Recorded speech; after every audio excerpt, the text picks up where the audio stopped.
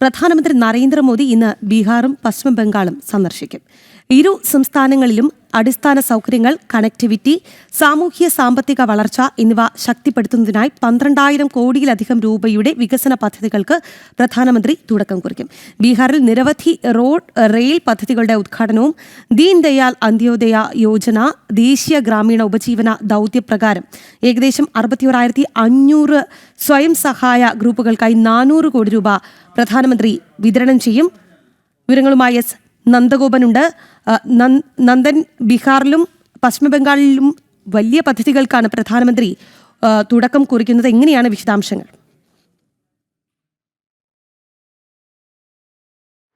രഹി, ഇരു സംസ്ഥാനങ്ങളുമായി 12,000 കോടി രൂപയുടെ പദ്ധതികൾക്കാണ് പ്രധാനമന്ത്രി ഇന്ന് പ്രഖ്യാപനം നടത്തുക. അതേപോലെ തന്നെ ഇതുമായി ബന്ധപ്പെട്ട് രാവിലെ ബീഹാറിലായിരിക്കും സന്ദർശനം നടത്തുക. ബീഹാറിൽ ഏതാണ്ട് 7,200 കോടി രൂപയുടെ പദ്ധതികൾക്കാണ് ബീഹാറിൽ നിന്ന് തുടക്കമിടുന്നത്.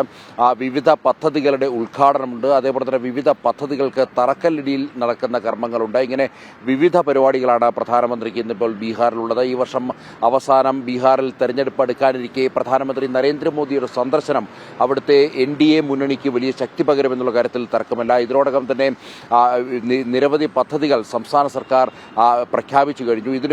ഇതിന് പുറമെയാണ് ഇപ്പോൾ കേന്ദ്ര സർക്കാരിൻ്റെ പല പ്രഖ്യാപനങ്ങളും ഒരുപക്ഷെ ഇന്നിപ്പോൾ അവിടെ ബീഹാറിൽ ഉണ്ടാകുമെന്ന് കരുതപ്പെടുന്നു. ഒപ്പം തന്നെയാണ് ഈ 7,200 കോടി രൂപയുടെ പദ്ധതി ഉദ്ഘാടനം ചെയ്യാൻ പോകുന്നത്. അതിൽ ഏറ്റവും പ്രധാനം 61,500 സ്വയം സഹായ ഗ്രൂപ്പുകൾക്ക് 400 കോടി രൂപ പ്രധാനമന്ത്രി വിതരണം ചെയ്യുന്നു എന്നുള്ളതാണ്. സാധാരണക്കാരെ സംബന്ധിച്ചിടത്തോളം വലിയ ഒരു നേട്ടമാകും ഈ ഒരു സഹായം എന്നുള്ള കാര്യത്തിൽ തർക്കമില്ല. അതേപോലെ തന്നെ പ്രധാനമന്ത്രി ആവാസ് യോജന ഗ്രാമീൺ പ്രകാരം നിർമ്മിച്ച ഏതാണ്ട് 12,000 കുടുംബങ്ങൾക്ക് അവർ അതിന് അർഹരായിട്ടുണ്ട്. ആ വീടുകളുടെ താക്കോൽ ദാനവും ഇന്ന് പ്രധാനമന്ത്രി അവിടെ ബീഹാറിൽ നിർവഹിക്കുന്നു. അതേപോലെ തന്നെ ബീഹാറിലൊരു റാലിയിൽ പ്രധാനമന്ത്രി പങ്കെടുക്കുന്നു. ഇങ്ങനെ നിരവധി പരിപാടികളാണ് ഇന്നിപ്പോൾ ബീഹാറിൽ പ്രധാനമന്ത്രിക്ക് ഉള്ളത്.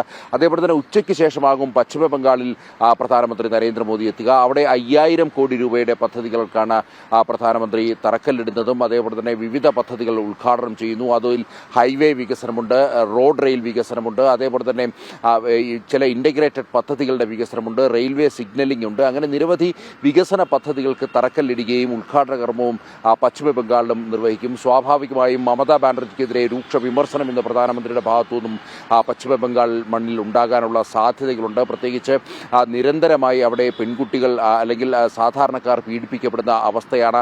ആർജേക്കർ ആശുപത്രി തുടങ്ങി നിരവധി സംഭവങ്ങൾ ഇപ്പോൾ പശ്ചിമ ബംഗാളിൽ നിന്നും റിപ്പോർട്ട് ചെയ്യപ്പെട്ടു. സ്വാഭാവികമായും പശ്ചിമ ബംഗാളിലെ സർക്കാരിനെതിരെ രൂക്ഷമായ വിമർശനങ്ങൾ ഉയരാനുള്ള സാധ്യതയുണ്ട്.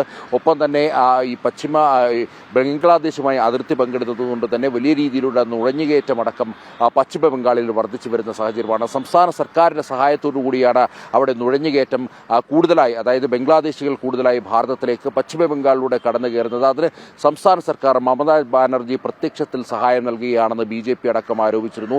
ഇത്തരം പല വിഷയങ്ങളിലും ഇന്ന് പ്രധാനമന്ത്രി മമതാ ബാനർജിക്കെതിരെ ആഞ്ഞടിക്കുവാനുള്ള വേദി കൂടിയാകും പശ്ചിമ ബംഗാളിലെ സന്ദർശനം. നന്ദൻ സൂചിപ്പിച്ചതുപോലെ ബീഹാർ ഒരു തെരഞ്ഞെടുപ്പിലേക്ക് പോകാനിരിക്കുകയാണ്. ഇതിനിടയിലാണ് പ്രധാനമന്ത്രിയുടെ വരവ്. അത് അവിടെയുള്ള പ്രവർത്തകർക്ക് നൽകുന്ന ആവേശം ചെറുതല്ല. എങ്ങനെയാണ്, എത്രത്തോളം ആവേശത്തിലാണ് അവിടെയുള്ള BJP പ്രവർത്തകർ?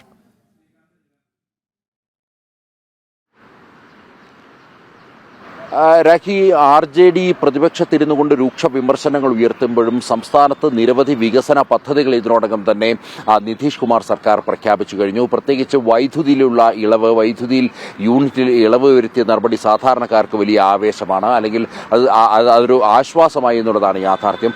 അതിനൊക്കെ അപ്പുറത്തേക്ക് ഇപ്പോൾ തെരഞ്ഞെടുപ്പ് എടുക്കാനിരിക്കെ ഇതുമായി ബന്ധപ്പെട്ട് അല്ലെങ്കിൽ സാധാരണക്കാർക്ക് ഉതകുന്ന നിരവധി പദ്ധതികൾ സംസ്ഥാന സർക്കാർ പ്രഖ്യാപിച്ചു കഴിഞ്ഞു. ഇതിന് പുറമെയാണ് ഇപ്പോൾ കേന്ദ്ര സർക്കാർ വലിയൊരു വികസനത്തിന്റെ തേരോട്ടം ബീഹാറിൽ നടത്താൻ ശ്രമിക്കുന്നു. 7,200 കോടി രൂപയുടെ പദ്ധതികൾക്കാണ് ഇന്നിപ്പോൾ ഉദ്ഘാടനം, തറക്കല്ലിടിയിൽ അങ്ങനെ രാജ്യത്തിനായിട്ടുള്ള ഒരു സമർപ്പണം നടക്കുക.